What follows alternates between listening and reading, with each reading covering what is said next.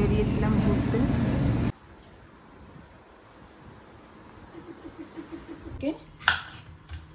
বড় একটা ইলিশ মাছ শাক রান্না করবো হয়েছে। এতখানি তো খাবো না, একটু তুলে রাখছি, আপনারা চলে আসুন, দারুণ লাগবে কিন্তু একসাথে খেতে বসলে না জমে যাবে পুরো। চলে আসুন চলে আসুন। নমস্কার, আমি সর্বাণী, মুম্বাই থেকে আমার নতুন একটা ব্লগে আপনাদের সবাইকে স্বাগত জানাচ্ছি। বাবিকে ব্যাডমিন্টন ক্লাসে দিয়ে একটু হেঁটে বেড়াচ্ছি ক্যাম্পাসের ভেতর দিয়ে।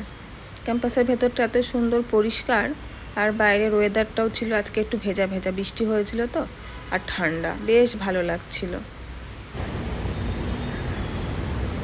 এই যে এই বিল্ডিংগুলো কত বড়, মনে হয় ওখানে একটা ফ্ল্যাট কিনি, কি জানি কিনতে পারবো কিনা, কত শখই তো মনে জাগে।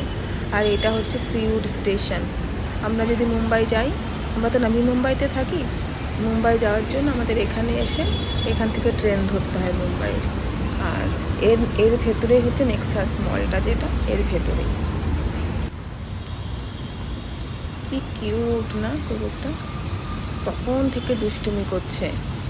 আর এই ছেলেটার কুকুর রোজ এরকম নিয়ে আসে হাঁটার জন্য, কি দুষ্টুমি করে, যেখানে দাঁড়িয়ে থাকবে তো দাঁড়িয়েই থাকবে।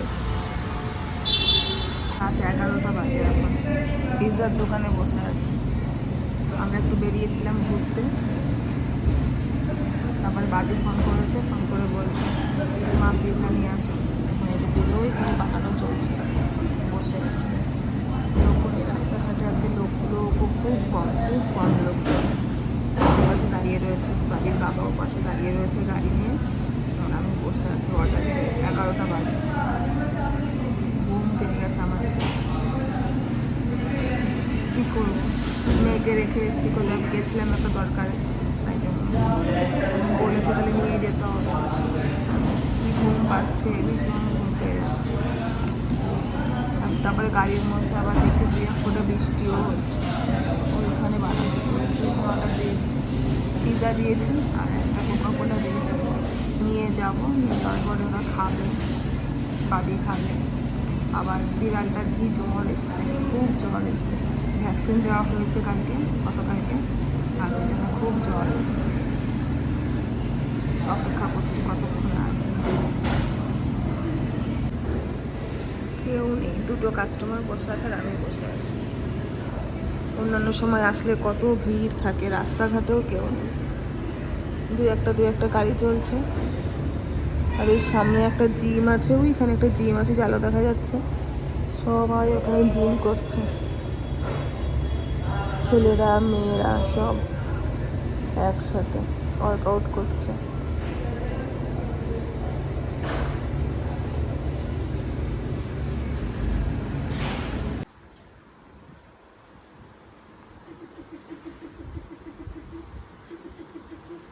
দুষ্টুমি করছে, ওই দেখলে ডিগবাজি।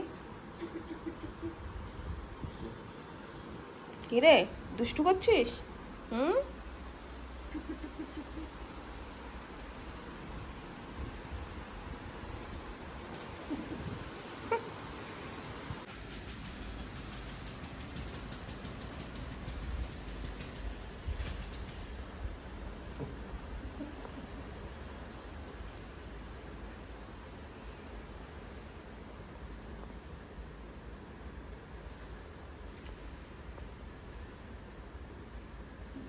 কালকে কি শরীর খারাপ ছিল বাবা, চোখই খুলছিল না। আর আজকে কি সুন্দর খেলছে না।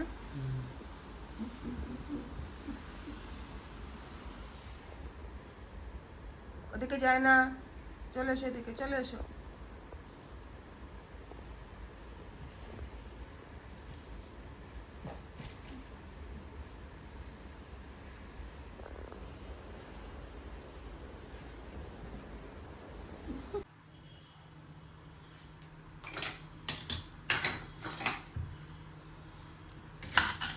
সেদিন বাজার থেকে বড় একটা ইলিশ মাছ আনা হয়েছিল, প্রায় 1.5 কেজি ওজনের। মাছগুলো তো খাওয়া হয়ে গেছে, এখন মাছের মাথা পড়ে রয়েছে আর একটু লেজ আছে। তা লেজটা পরে ভর্তা করব। আলু কলা দিয়ে একটু মাছের মাথা দিয়ে, ইলিশ মাছের মাথা দিয়ে একটু ঝোল করে নেব।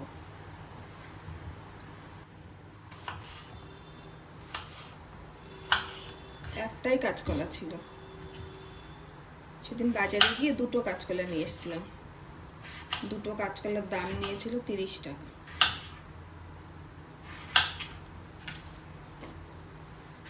এক সময় আবার কাঁচকলা পাওয়াই যায় না, তখন ওই সিঙ্গাপুরি কলাটা আছে না, ওই সিঙ্গাপুরি কলাটাকেই কাঁচকলার মতো করে খেতে হয়।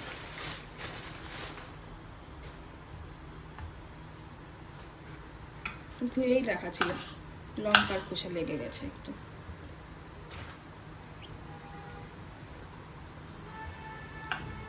টমেটোটা একটু বেশি করে দেবো।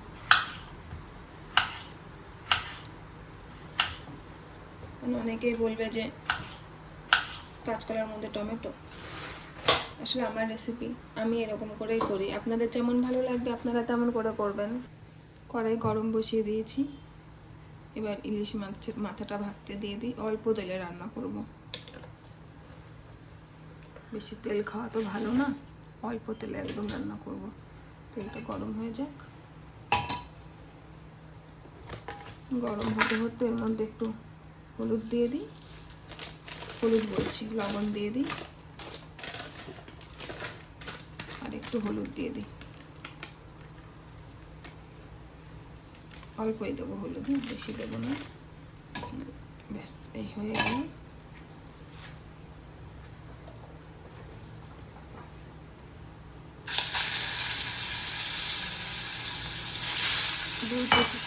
দুই টুকরোই মাছ ছিল।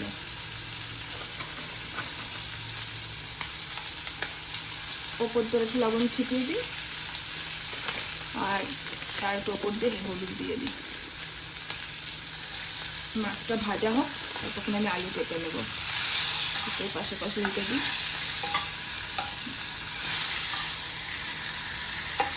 মাছটা ভালো করে ভাজা হোক, তখন আলু কেটে দিই। একটাই আলু দেবো, আমি একা খাবো তো। ওদের জন্য চিকেন রান্না করবো পরে, ওদের জন্য চিকেন রান্না করবো, সেটাও বের করে রেখেছি, একটু পরে করবো। আমার একদম মাছের ঝোল পুরো গরম গরম, তার সাথে ভাতও গরম, খুব ভালো লাগে খেতে। ঠান্ডা হয়ে গেলে না একদম স্বাদ দেয় না।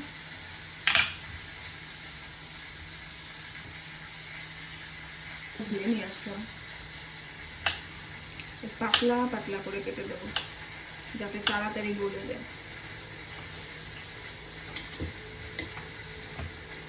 একদম পাতলা পাতলা কেটে দেবো। এটা একটু মোটা হয়ে গেল আবার, সেটা একটু লঙ্কা দিয়ে দিই, কাঁচা লঙ্কা।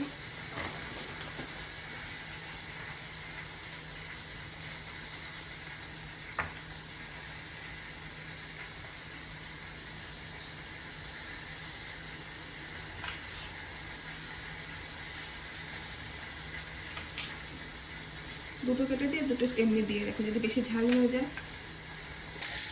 মাছগুলো প্রায় ভাজা হয়ে গেছে, একটু কড়া করে ভাজি।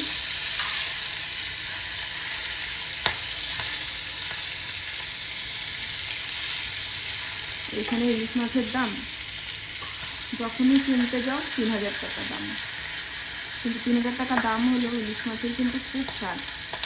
একদম কাশি হচ্ছে, ধোয়া উঠছে তো, কাশি হচ্ছে।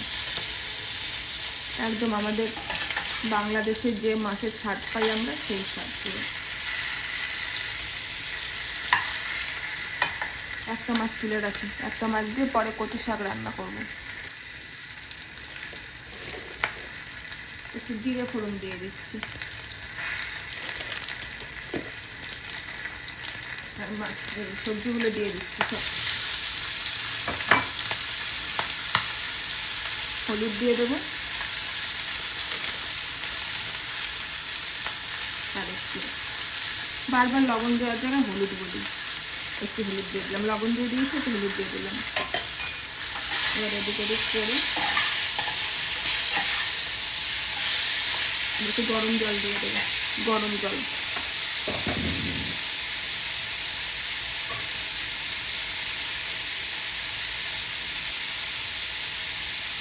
জল গরম করে রেখেছিলাম, সেই জল একটু দিয়ে দিচ্ছি।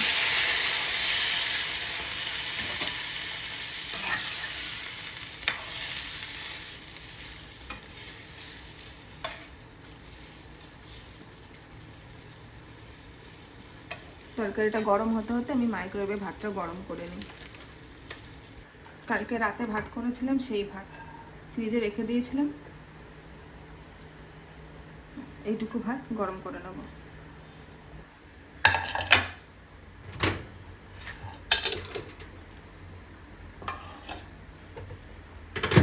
2 মিনিট জন্য বসিয়ে দিলাম।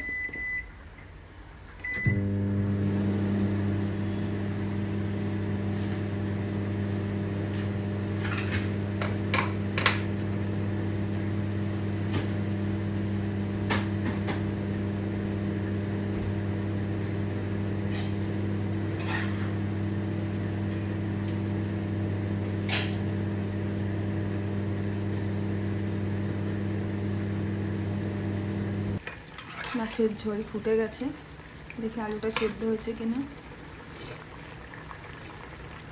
আলুও সেদ্ধ হয়ে গেছে, কলাও সেদ্ধ হয়ে গেছে। মাছটাকে ভালো করে একটু ভেঙে দিলে না স্বাদ লাগবে খেতে।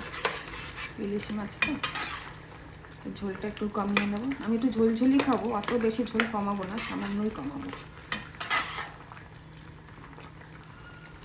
অনেকেরই মনে হতে পারে এরকম করে ইলিশ মাছ এত কম মশলায়, ইলিশ মাছটা না একটু কম মশলাতেই ভালো লাগে। ঝোলঝুলি নামিয়ে গরম গরম খাবো। ভাতও রেডি হয়ে গেছে আমার, মাছের ঝোল কিন্তু একদম রেডি। কে কে খাবেন চলে আসুন, দিদি ভাইরা দাদা ভাইরা যারা যারা খাবেন চলে আসুন। একদম গরম গরম ভাত আর এদিকে গরম গরম মাছের ঝোল পুরো রেডি। চলুন একটু খেয়ে দেখাই কেমন স্বাদ হয়েছে। এতক্ষণে তো খাবো না, একটু তুলে রাখছি, আপনারা চলে আসুন। দারুণ লাগবে কিন্তু, একসাথে খেতে বসলে না জমে যাবে পুরো। চলে আসুন চলে আসুন। ভাত সাথে এই যে মাছের ঝোল,